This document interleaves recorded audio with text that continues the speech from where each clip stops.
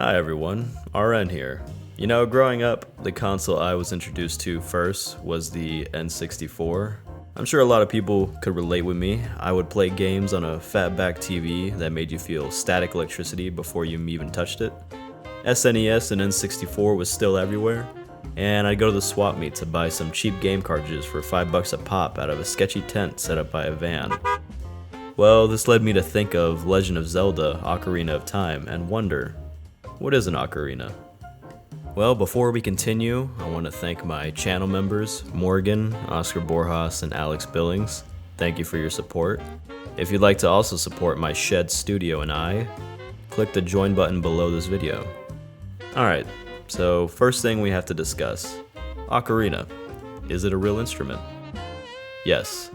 While there are many ocarina-like instruments from many cultures such as Korea, China, Japan, and some found in Europe like the runic ocarina from Kosovo, the official credit for the classic ocarina shown in Legend of Zelda is given to Giuseppe Donati.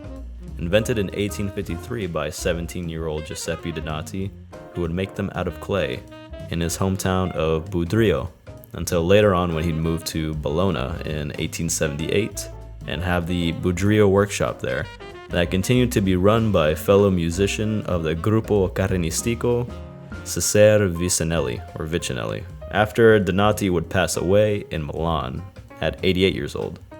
And to give context, the Gruppo Carnistico Budriese is a performance group that's been around since 1864 that perform with different size ocarinas in tandem. You can listen to them on Spotify or watch some of their performances on YouTube actually.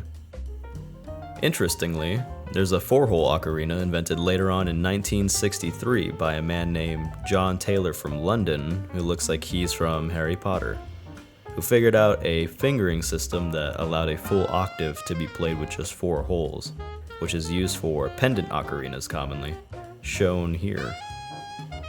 Okay, now time for the second half of this topic. Why did Nintendo choose to use an ocarina in Zelda: Ocarina of Time?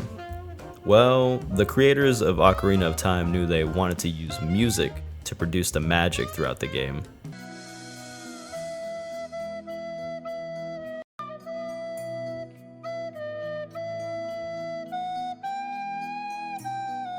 And they did have a track record of having ocarinas in earlier installments, though that was translated to flute in English versions due to the Japanese ocarina-like instrument being translated to English as earthen flute.